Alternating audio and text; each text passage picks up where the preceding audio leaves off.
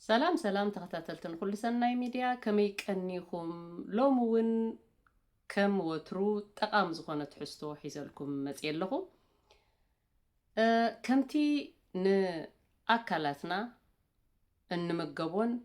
ستيون تتنقطنا نتعنانا زتكم نجر مريتنا مجبو لكعهم قدما ندقاوي قربتنا كيميكال فريز خونه نقربتنا زي قد نتفلالي حماماتن كمون كانسر زي قال عنا كيميكال فريز خونه برودكت مريتنا خنتكم مچم كلنا ندلئنا جن اتي أتقام خوينو زركب انت أينا ايو اتي نتعنانا أزيو تقامي ويدما نقربتنا تقام زخونه برودكت أينا ايو إلنا نممراتكم كل جزي متشم نشجارينا لومي أنا حيزلكم مسئي زلو دما مزحج زلو برتوع سامر برتوع صحاي هارور دقة وصينا كنملس نكلنا متشم كماين تدا أخوينكم مالتيو ناتي قربتي قلطيف ايو صولولو دمسل دقة وصي اندحري لي صولولو يدمسل قلطيفو بقى جي كمزي عينت نيتشر دلنا سبات بزحات لنا كم اون منم كأ ولا صحي هريمومون نقنق منق دايبل كأ قرب زلو محواتون اللونا سباتون اللو حجي انت يا خبل دلي نتب خونا نتجن نقربتنا أزيو زلسلسلنا أزيو لسلس قبرون قربتنا كم اون توم ديد سكين سيلز زبهالو ديد سكين سيلز زبهالو توم زموتو سيلز كاب قربتنا نخليو بره زبلنا خنكون مأتان صبق غيرو أنصبارق زخونن لسلس زخونه قربتن كهلونا مأتان كاب ገጽنا جميرنا ونملأ أكلاتنا زتقم حاجة طقام زخونه برودكت يلو معنت حيزلكم مصي زلخو እዚ برودكت زي نخل فاميلي زخونيو ندق انستيو ندق تبعتيو نخل سب زخونيو እንደገና ከዓ ጊዜ ይወስድ ገላ ይወስድ بقطታ ኣብ ኣኸላ ኣብዛ ቆርበትና ልኺ ነብላ ከምዚ ሰርኩላር ሞሽን ጌርና ማሳጅ ግብር ነብሎሞኒ ገጽና ጥራሕ እውን ኣይኮነን ንኹሉ ኣካላትና እውን ክንገብሮ ንኽእል ኢና ካብኡ ንድሓር ብልብፅ ዝበለ ማይ ንልቕልቆ ማለት እዩ ተለቕሊቕና ሽዑ ሞይስቸራይዘር ንጥቀም ማለት እዩ ናህና كل جزء نتقملو طعي زخونه مويسترايزر ندحرالينا كيميكال فري زخونه مويسترايزر ندحرالينا دحر حسابنا قربتنا مئتان كينقص نحنا زخونه مويسترايزر طل زهبون قربتنا زتركسو كنغبرلو يغبا مالتي از برودكت زي برودكت زي نايبون كابون تسرح برودكتيو ناي بودي بيلينج مالتيو اب ገጽنا ይኹን ኣብ መላ ኣካላትና ኢና ንጥቀመሉ ኣብ ዝኾነ ሰዓት ክንጥቀመሉ ንኽእሊና ኣብ ሰሙን እንተ ወሓደ ክልተ ግዜ እንተ ደኣጌርናሉ ጽቡቕ እዩ ማለት እዩ ሕጂ ኣነ ኣብ ከምዚ ነገራት ብጣዕሚ ይጸቅጥ ኣብ ብተፈጥሮ ንኣካላትካ ተኸናኺንካ ክትወጽእ ብናይ ተፈጥሮ ታሽሙኻ ጽቡቕ ኮይንካ ክትወጽእ ቆርበትካ ጥዕንኡ ክሕሎ ብጣዕሚ እየ ታሽሙ ዝብል ማለት እዩ ዝጥንቀቕ ኣብ ከምኡታት ዝካናኸል ከምኡ እውን እቲ ንበልዖ ምግቢ እውን ከምቲ ኩሉ ግዜ ዝብለኩም እንበልዖ ናብ ውሽጢ ዝኣቱ ምግብና ኩሉ ግዜ ኣብ ቆርበትና እዩ ዝርአ እዚ ክንፈልጥ ኣለና ጥዑይ ምግቢ ከይተመገብና ንጥዕናና ዝጠቅም ምግቢ ከይተመገብና ብደገ ዝለኸና እንተለኸናዮ ቆርበትና ክዕረ ከም ዘይክእል እዚ ክንፈልጥ ክንክእል ኣለና ቀዳማይ ነገር ግን ኣብ ርእሲኡ ተወሳኺ ጽቡቕ እናተመገብና ጽቡቕ ዝኾነ ንጥዕናና ዝጠቅም ፍሩታታት እናበልዕና ማይ ብግቡእ እናሰተና ኣብ ርእሲኡ ድማ ጠቃሚ ዝኾነ ከዓ ንቆርበትና ክንጠቀም ጽቡቕ እዩ ወላ ንሕጸቦ ወላ ንልከዮ ኩሉ ነገር ማለት እዩ ሕጂ እዛ ነገር እዚኣ እዛ ናይ ትርእይዋ ዘለኹም እዚኣ ናይ ቡን ፒሊንግ ኣበይ ከም ትርከብ ክነግረኩም እየ እዛ ነገር እዚኣ ኣጋጣሚ ነተን ብፍላይ ኣብ ሕርሲ ጥንሲ ዘለኽን ኣሕዋት መገጽክን ማድያት ይኹን ተፈላለየ ጽልሚ ዘይናትከን ሕብሪ ድርዕ ኢሉ ከን ዘሎ ኣሕዋት ኣብ ጥንስብ ሕርሲ ዘለኽን ንዓታትክን ብጣዕሚ እያ ጠቓሚት ምክንያቱ እዛ ፕሮዳክት እዚኣ ናብ ሓንቲ መሓዛይ ሎም ቅነ ጌሸ ነይረ ኣብቲ ዝገዝኩሉ እዋን ብጣዕሚ ነዊሕ እዋን ኣብ እዋን ጥንሳ ብዙሕ ግዜ ስለተሓመመታ መሓዛይ ሓሚማ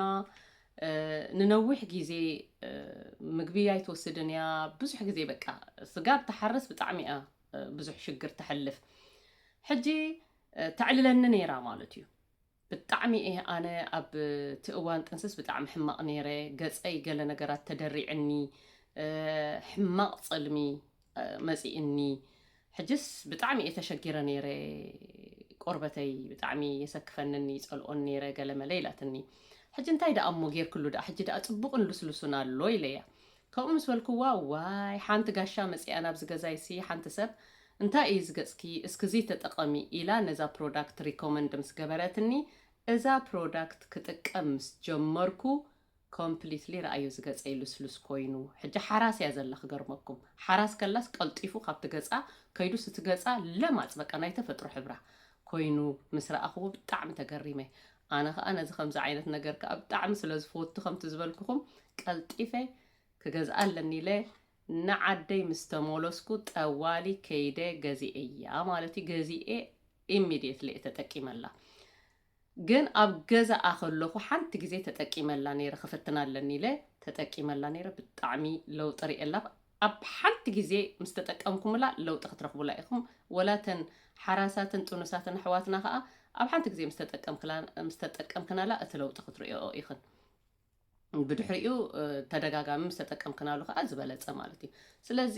እዚ ንኩልና ፋሚሊ እዩ ወላ ንደቂ ተባዕትዮ ወላ ንደቂ ኣንስትዮ እዩ ዝኸውን ግን ዝያዳ ከዓ ነተን ሕርስን ጥርስን ጥንስን ሆርሞን ክቀያየርን ከሎቱ ቆርበትና ስለ ዝቀያየር ማለት እየ ኦኬ ስለዚ እዚኣ ናይ ኣልቴራ ናይ ኮርፐር ፕሊንግ ቢዮ ካፌ ኦርጋኒክ ዝኾነት ናይ ቡንያ ካብ ኣራቢካ 100% ኣራቢካ ቡን እትስራሕ ፕሮዳክት እያ ከምዚ ጌርና ምሰውፃእናዮ ከምዚ ጌርና ኣብ ዝገፅና ማለት እዩ ኣብ ገፅ ይኹን ኣብ ቆርበት ይኹን ከምዚ ጌርና ማሳጅ ንገብርዎ ማለት እዩ ከምዚ ጌርና ማሳጅ ምስ ገበርናዮ ማሳጅ ጌርና ብድሕሪኡ ብልብጥ ዝበለ ማይ ንሕፀቦ ማለት እዩ ስለዚ ብጣዕሚ ልስልስ ዝብል ትቆርበትካ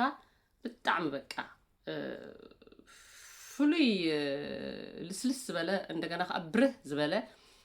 ሕብሪ ዘለዎ እንደገና እቲ ሽቱ ከዓ ክጥዕም ገለ ቫኒልያ ኣለዎ ቡን ኣለዎ ካካዎ ዓይነት ነገር ኣለዎ ብጣዕሚ ጥዑም እዩ በቃ ወላ ትጮኑ ክጥዕም ገለ ዓይነት እዩ ብጣዕሚ ደስ ዝብለካ ብጣዕሚ ደስ ዝብለካ ስለዚ ከምዚ ጌርና ክንጥቀም ንኽእል ኢና ማለት እዩ ኣነ ሕጂ ከም ብውልቀይ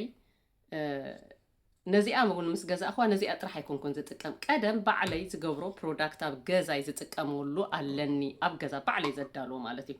እዚ ከዓ እዚ ኣብዚ ውሽጢ እትርእይዎ ዘለኹም እዚ ማለት እዩ እንታይ እዩ እዚ ኮኮናት ኦይል ምክንያቱ ቆርበተይ ንቁፅ ስለ ዝኾነ ኮኮናት ኦይል ይጥቀም እየ ኣነ 100% ቢዮ ዝኾነ ካብ ኣፍሪካ ዝመፀ ኮኮናት ኦይል ይጥቀም እየ ሕጂ ኮኮናት ኦይል እዚ ህሩድ ቀመም አልጫ ንብሎ ኣብ ዓድና ዝተጣሕነ ካብ ዓድና ድመፀ ኣብ ዓድና ተወቂጡ ተጣሒኑ ዝመፀ ህሩድ ኣለኒ ኣብ ገዛ ህሩድ ቀመም አልጫ ንብሎ ትቢጫ ማለት እዩ እሱ እንደገና ከዓ ከምቲ ዝበልኩኹም ኮኮናት ኦይል ድንሽ ከዓ ድንሽ ጥረ ድንሽ ቀሪፈ ይፍሕፍሖ ፈሕፊሐ እቲ ፍሕፋሕ ናይቲ ድንሽ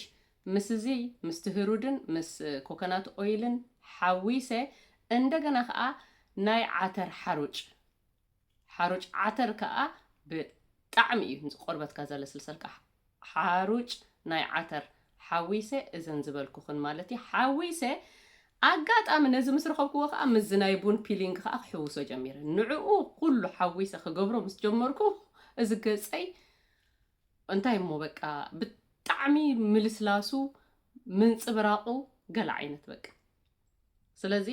ናብ ዝኾነ ኦኬዥን ክህልወን ንኸሎ ውራይ ክህልወን ንኸሎ ናብ ዝኾነ ቦታ ክወፅእ ግብዣ ክህልወን ንኸሎ ዝኾነ ኢንቪቴሽን ገለ ዝኾነ ኮታስ ክወፅእ እንድሕር ደልየ ተኸዳዲነ ቅድሚ ምክድዳነይ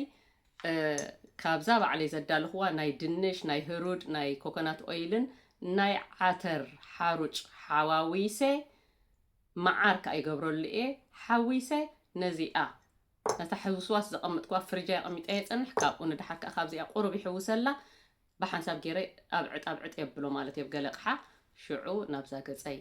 ማለት እዩ ወላ ነብሰይ እውን ይገብረሉ እየ ሽዑ ናብዛ ገፀይ ከምቲ ዝበልኩኹም ማሳጅ ኩላ ብሰርኩላር ሞሽን ገይረ ማሳጅ ቁሩብ ይገብራ ሽዑ ከም ኣግብራ ኣቢለየ ሓደ ቁሩብ 5-6 ደቂቕ ወላ 7-10 ደቂቕ እውን ይፀንሐ ሳምታይምስ ካብኡ ብማይ ልብጥ ዝበለ ሙልጭ ኣቢለ ሓፂበ ሞይስቸራይዘረይ ተጠቂመ ተኸሓሒለ ጥራሕ ይወፅእ ምንም ነገር ኣይገብርን የሜክኣፕ ፋውንዴሽን ገለመለ ማለት እዩ ስለዚ ብጣዕሚ ጥዕናና ብተፈጥሯዊ መንገዲ ከምዚ ጌርና ክንሕልዎ ንኽእል ኢና ክብለኩም ደልየ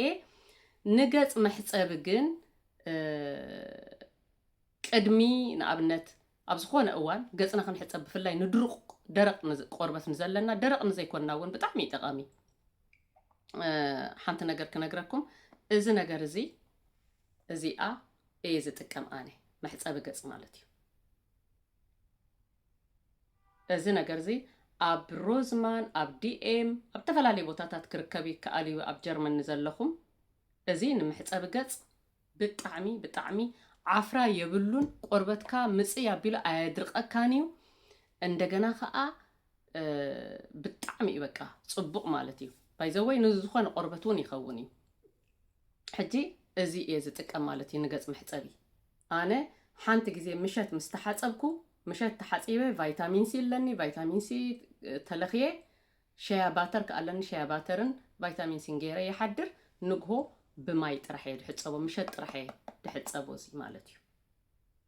ስለዚ እዚ ምስ ተሓፀብኩ እዚ ምስ ገበርኩሉ ግን እዚ ነገርኩም ሕጂ እዚታት ምስ ገበርኩ ግን ብኖርማል ማይ እየ ድሕፀቦ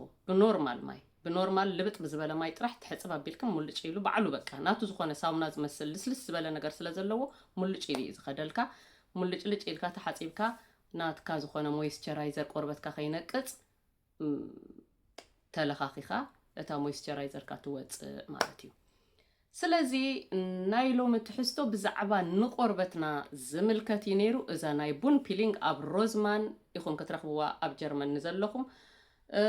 ኦርደር እውን ክትገብርዎ ቤሽቴለን ዲ ዝበሃል በዛ ናይ ዝዓዲ ክትገብርዎ ትኽእሉ ኢኹም እዚኣ ስክሪንሻት ክትገብርዋ ትኽእሉ ኢኹም ስክሪንሻት ጌርክን ካብዚኣ ገዛኣ ብፍላይ ዘን ሓራሳት ጥኑሳት ከምኡ እውን ቆርበትኩም ደቂ ተባዕትዮ ኮይንኩም ቆርበትኩም ንቕፅቅፅ ዝበለኩም እቲ ዝሞተ ኣብ ቆርበትና ዘሎ ሴልስ ክኸዱ ኣለዎም እቶም ዴድ ስኪን ሴልስ ኩሎም ካብዚ ልምፅ ዝበለ ክኸውን ኣለዎ ቆርበትና ከተንፍስ ክኽእል ምእታን ንቕፅ ዝበለ ኮይኑ ኣብኡ ተጠቂዑ እቲ መናፊት ናይ ቆርበትና ተዓቢሱ ክቕፅል የብሉን ፒሊንግ የድልዮ ስክራብ የድልዮ እዩ ቆርበትና ስለዚ ከምዚ ጌርና ዘንፀባርቕን ልስሉስ ቆርበትን ሒዝና ኣብ ደገ ክንረአ ከለና ከዓ ፅቡቕ ዝኾነ ቆርበት ዘለና ኮይና ንረአ ማለት እዩ ስለዚ ጥዕናና ከምዚ ጌርና በዚ መገዲ እውን ክንከናኸን ንኽእል ኢና ክብለኩም ደልየ እንተ ደኣ ጠቃሚ ኮይኑ ረኺብኩሞ ፕሊዝ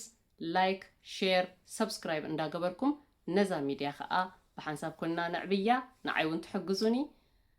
نتقبلوا لي كل متحبار دما أقدم يمسكن سلام قنه